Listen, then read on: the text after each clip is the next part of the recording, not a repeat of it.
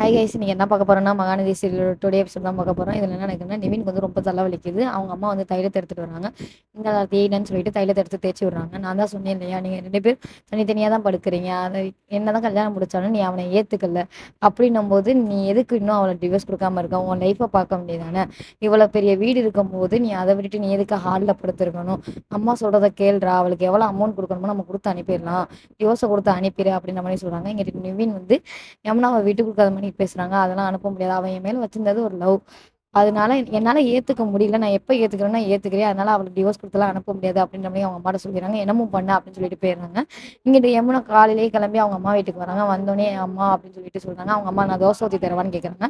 இல்ல எனக்கு டீ மட்டும் போட்டு கொடுங்க அப்படின்னவும் உங்ககிட்ட அவங்க ஆச்சி வந்து நான் மாத்திரை போட்டேனா அப்படின்னு கேட்கறாங்க. எங்க மாத்திரை போட்ட? மாத்திரை போட்டேனா கேட்கறதா சிறன்னு மாத்திரை போடல அப்படின்ற மாதிரி சொல்றாங்க. இங்கிட்ட அவங்க ஆச்சியும் மாத்திரை போட போயிடுறாங்க. இங்கிட்ட யமுனாவும் எனக்கா பேசிடுவோமா, இன்னைக்கு நிவின் வேற காசு தேத்திட்டு இருக்காரு, இந்த வித்தோம்னா இதுல காசு வரும், அதை நான் நிவின் கூட கொடுக்கலாம், அவங்க அம்மா வேற எதிராக கேப் கிடைக்கும் என்னை டைவர்ஸ் பண்ண சொல்றாங்க அப்படின்னு.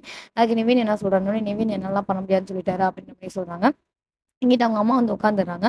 உட்காந்தோடனே இங்கிட்ட யமுனா கேட்குறாங்க, என்னம்மா கொடைக்கானல் வீட்டை யாரோ கேட்கறதா சொன்னாங்க, அக்கா சொல்லுச்சு அப்படின்னு. ஆமா, அதான் கொடுக்க வேணாம்னு முடிவு பண்ணியாச்சு இல்லைன்னு. கொடுக்க வேணும்னு முடிவு பண்ணிட்டியான்னு சொல்லிட்டு கங்காவும் யமுனாவும் கேட்குறாங்க. ஆமா, அதான் நேத்தே காவிரி சொல்லிட்டாங்கன்னு.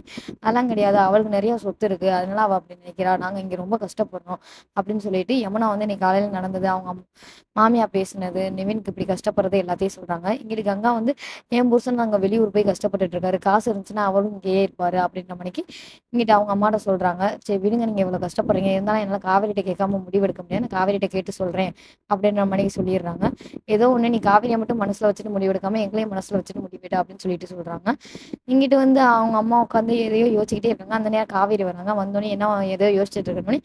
அவங்க அம்மா நடந்தது எதுவுமே சொல்லல. ஒண்ணுமில்ல, நான் சும்மா தான் யோசிச்சுட்டு இருக்கேன். இல்ல நீ எதையோ யோசிக்கிற, சொல்லுமா சொல்லுமானவும் சொல்லல. இங்கிட்டு நான் உன்கிட்ட ஒன்று சொல்லணுமா அப்படின்னு. என்னன்னு சொல்ல அப்படின்னும். இங்கிட்ட அவங்க பாட்டி வந்து ரொம்ப முடியாம இருக்காங்க, பேசாரி நாங்க போயிடலாமான்னு யோசிக்கிறேன் அப்படின்னு. நல்லதுதான், இதுல எதுதான் யோசிக்கிறேன், நீ போக வேண்டியதானே அப்படின்னும். இங்கிட்டு கங்காவும் யமுனாவும் ஒரு மணிக்கு நக்கலா பாக்குறாங்க. இங்கிட்ட அவங்க மணி போனா சந்தோஷமா தான் இருப்போம், நீ போ அப்படின்ற மாதிரி சொல்றாங்க. இதோட இந்த எபிசோட் முடியுது. இந்த மணிக்கு இன்ட்ரெஸ்டான வீடியோ பக்கம்